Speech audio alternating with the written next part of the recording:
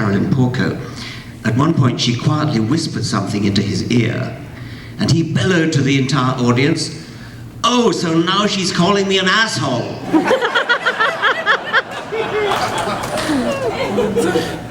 After our panel discussion, we went on a bus tour of Hollywood, and I made a pretty shameless point of maneuvering to sit next to Carolyn on the bus. In this legendary town of starry people, I was starstruck by a charismatic scientist, which I suppose was the point of the whole Hollywood conference in a way. Carolyn then came to visit us in Oxford, and she's been a friend of Lala and me ever since. She is a planetary scientist in charge of NASA's Cassini imaging team, which is the team that brought us those stunning pictures from Saturn and its satellites, and no doubt she'll tell us about that. But she's more than just a good scientist. She's a poet. She's inspired by the poetry of science, the romance of the spheres that share our sun.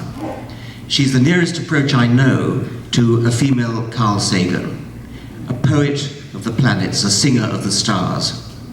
Whether or not the heroine of the book Contact was actually modelled on her, it is a fact that Carl Sagan invited her to be the character consultant on the film version of Contact. And by the way, she's also been a consultant on Star Trek.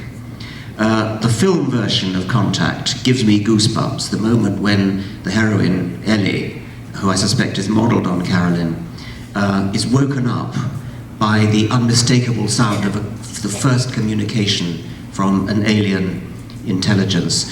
And when she rushes back to base, screaming into the microphone, numbers, numbers, numbers, the exact coordinates of where this mysterious message has come from, the spine-tingling poetry of those numbers epitomizing science. How poetically right it seems to me that the hero of those numbers should have been a woman, a role model, just like Carolyn. Just a little anecdote to display the poetry of Carolyn.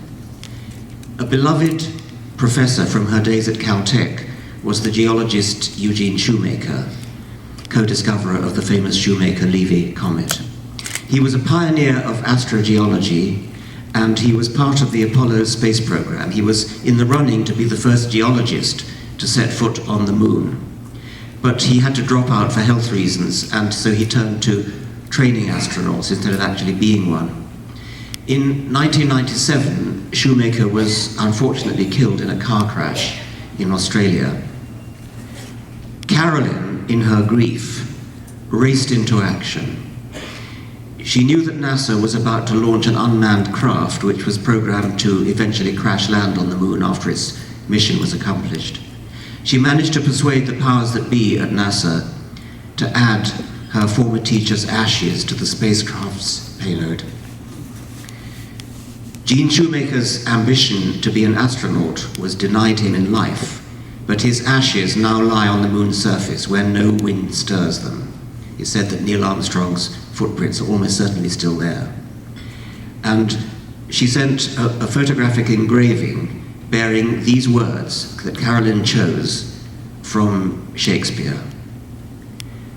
"And when he shall die, take him and cut him out in little stars, and he will make the face of heaven so fine that all the world will be in love with night and pay no worship to the garish sun."